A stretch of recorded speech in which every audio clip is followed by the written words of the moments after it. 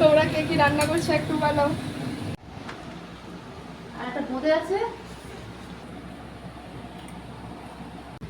এই যে বন্ধুরা, এখন আমরা খেতে বসে গেছি, কারণ আমরা দু বোন রেডি হয়ে থাকবো, দাদারা আসবে না, আসবে গিয়ে সন্ধেবেলা। ওই জন্য আমরা ভাবলাম খেয়ে নিই, নাহলে এতক্ষণ কে না খেয়ে থাকবে।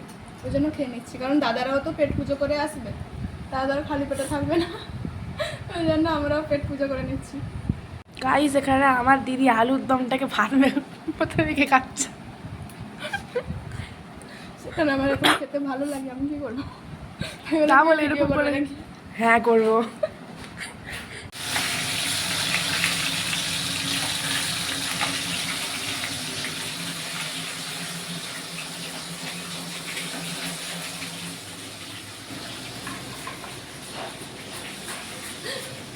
এই যে এখন করেছে দুপুরের প্রস্তুতি, ভালো মন্দ কি খাওয়া করছো? হবে। এই যে